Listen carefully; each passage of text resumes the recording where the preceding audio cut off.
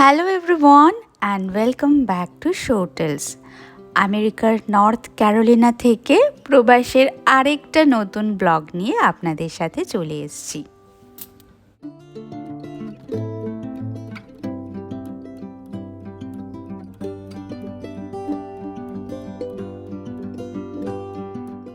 ব্লগের শুরুটা দেখে এতক্ষণে তো বুঝতেই পেরেছো যে আজকে পুজো স্পেশাল রঙিন ও আন্তরিক ব্লগ।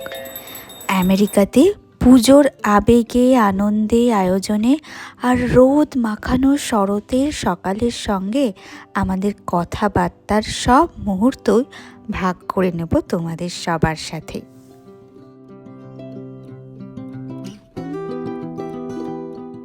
পুজোর আয়োজনের জন্য আমেরিকাতে তাই সবার মনে চরম উত্তেজনা। এতদিন যেই ঢাকগুলো স্তব্ধ হয়েছিল, এখন চারপাশের সমস্ত নৈশব্দ খান খান হবে তাদের মিঠে বলে, কারণ মা এসছেন। তাহলে আসুন আমেরিকার নর্থ ক্যারোলিনা থেকে শারদীয়ার উষ্ণ শুভেচ্ছা জানিয়ে শুরু করছি আজকের ব্লগ। যারা ইউটিউব থেকে দেখছেন তারা তো কন্টিনিউ করছেনই, আর যারা ফেসবুক থেকে দেখছেন তারা উপরের ডেসক্রিপশনে দেওয়া লিঙ্ক ক্লিক করলেই পুরো ব্লগটি দেখতে পারবেন। Stay tuned.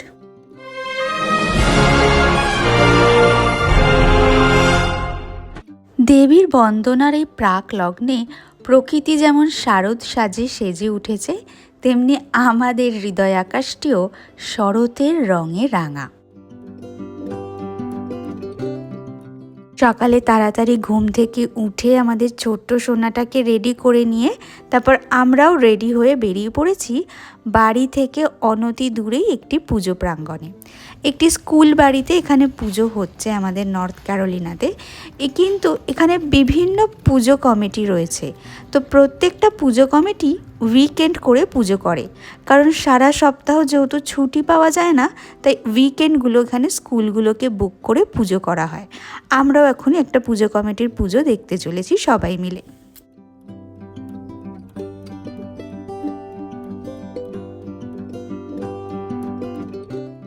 কি সুন্দর রোদটা উঠেছে দেখো। আমাদের অফিস ছুটি না দিলে কি হবে, হাওয়ায় এখন ছুটির গন্ধ। আকাশের মেঘ আর মর্তের কাশফুল একে অপরের গায়ে নিজস্ব ছায়া এঁকেছে।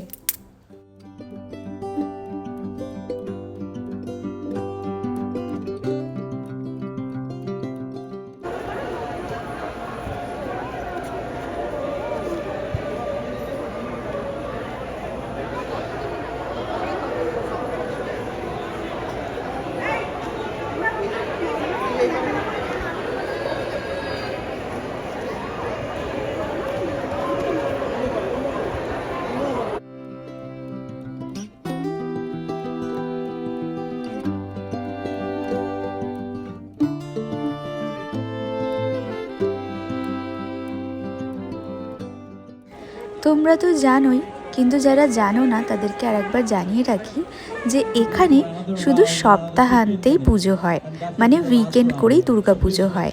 যেহেতু সারা সপ্তাহ অফিস থাকে আর দুর্গা পুজো বলে তো এখানে আমাদের ছুটি দেয় না বিদেশ বিভুঁই, কিন্তু তাই জন্য আমাদের তো দমিয়ে রাখতে পারবে না, তাই আমরা বাঙালিরা সবাই একত্রিত হই উইকেন্ডে এবং যে কোনো স্কুল বাড়িতে বা অডিটোরিয়াম ভাড়া করে দুর্গা প্রতিমা আনা হয় এবং সেখানেই পুজো করা হয়। ষষ্ঠী থেকে দশমীর 4টে দিনের পুজোই ওই 2 দিনের মধ্যে কমপ্লিট করতে হয়, এমনকি সিঁদুর খেলা, বরণ করা, সমস্ত কিছু। এই সপ্তাহান্তে আমরা তাই এসছি এই সংকল্প কমিটির পুজো দেখতে। পরের সপ্তাহান্তেও আমরা যাব আর একটা বেঙ্গলি অ্যাসোসিয়েশনের পুজো দেখতে।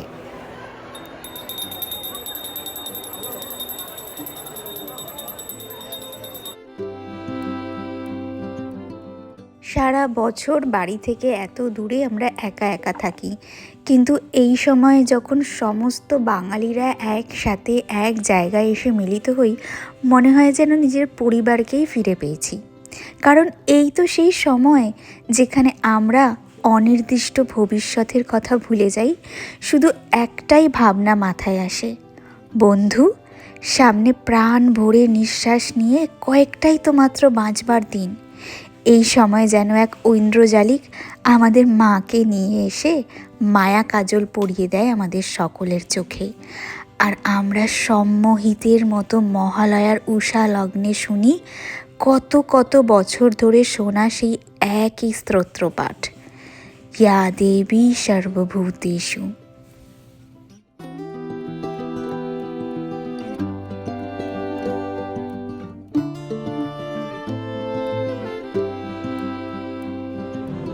দাদানের হাত ধরে আমাদের ছোট্টটা এই পুরো পুজো প্রাঙ্গণে নিজের মনে ঘুরে বেড়াচ্ছে, আর হাত ধরে দাদানকে টেনে নিয়ে যাচ্ছে। ওকে কোথাও নিয়ে যেতে হয় না, ও সবাইকে টেনে টেনে সব জায়গায় নিয়ে যায়।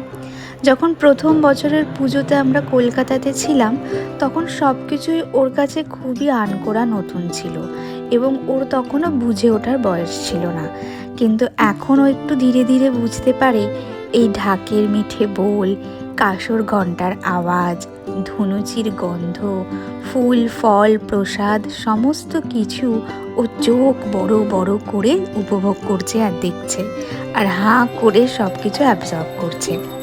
এত ভালো লাগছিল ওর দু চোখ দিয়ে যখন ও ওই পুরো দুর্গাপুজো উপভোগ করে, মনে হয় যেন আমি নিজের ছোটোবেলায় ফিরে গেছি। সেই ছোটোবেলাটাকে আমি ওর দু চোখ দিয়ে আবার উপভোগ করতে পারি।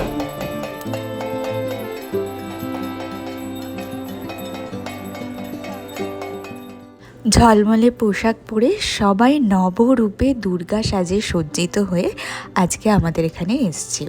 কি সুন্দর লাগছে দেখুন, সবাইকে ঝলমল করছে যেন সবাই। আর হবে নাই বা কেন, বর্ষা মেঘের ধূসর চাদর সরে গেলেই আমাদের সামনে তো ঝলমল করে ওঠে শরৎ। তখন থেকেই তো আমরা ভাবতে থাকি কবে কি জামাটা পরবো।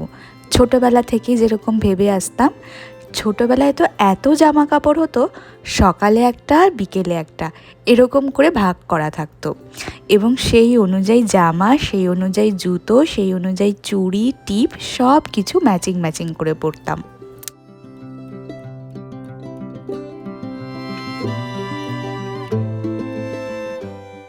দুর্গাপুজো বলাকে শুধু যেখানে পুজো হচ্ছে তাই নয়, এখানে বসেছে নানা রকমের স্টল, যেমন জামা কাপড়ের স্টল, খাবার দাবারের স্টল, বুকসের স্টল, জুয়েলারি স্টল।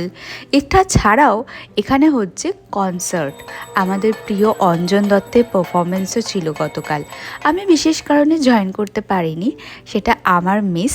কিন্তু তাছাড়াও বিভিন্ন কালচারাল প্রোগ্রাম হচ্ছে, সবাই গান নাচ আবৃত্তি যে যা ভালো পারে সবাই এসে এখানে নিজেদের মতো পারফর্মও করছে। সবার মধ্যে এই ব্যস্ততা দেখে মনেই হচ্ছে যে না, সত্যি দুর্গাপুজো এসছে। নীল আকাশ, সাদা মেঘ, কাশের ঝোপ, শিউলির চাদর বিছিয়ে এসে যায় বছরভর অপেক্ষার দুর্গাপুজো। তাই মা যেমন নবরূপে ধরাধামে এই সময় আমাদের সাথে দেখা করতে আসেন, আমরা তাই সবাই চাই এই দিনটা বেস্টভাবে তার সাথে কাটাতে। তাই সবাই নিজেদের নিজেদের মতো করে বেস্টভাবে এই দুর্গাপুজোটা এনজয় করছে।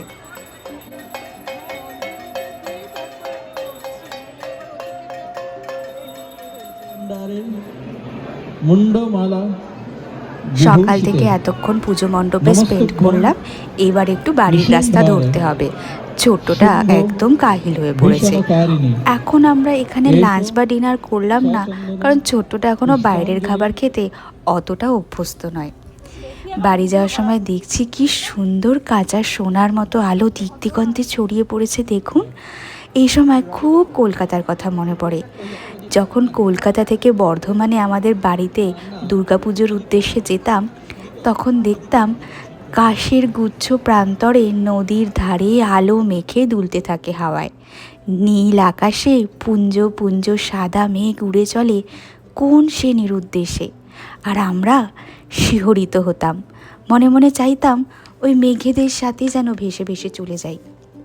সত্যি সারা বছর কাজের প্রচুর চাপ, অফিসে লেট নাইট, বাড়ি ফিরে রাত 12টায় ডিনার, আবার পরের দিন সকালে 1 কাপ চা খেয়েই বেরিয়ে যাওয়া। তারপর সারাদিন বার্গার পিৎজা দিয়েই লাঞ্চ আর স্ন্যাক্স।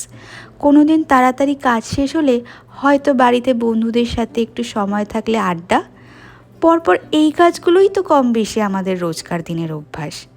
কিন্তু এই কদিন যেন কারো কোনো রাগ নেই, দুঃখ নেই, কষ্ট নেই, সবাই কল্পতরু, সবাই নিজেদের মতো করে সম্মোহিতের মতো আমরা আনন্দে দিন কাটাই। বাড়ি ফিরে আজ মুড়ি ঘন্ট, আলু পোস্ত, মাছের ঝোল আর আনারসের চাটনি দিয়ে সারলাম দুর্দান্ত স্বাদের মায়ের হাতে তৈরি লাঞ্চ। তাহলে চলুন ব্লগটা আজকে এখানেই শেষ করছি। তোমরা সবাই ভালো থেকো, সব প্রতিকূলতা বাধা বন্ধ ঠেলে এগিয়ে চলো, সবাইকে ভালোবাসো, ভালো রাখো। প্রাণ ভরা ভালোবাসা আর শুভেচ্ছা নিয়ে আজকের ব্লগটা এখানেই শেষ করছি। তো stay tune to Show Tales for more such videos.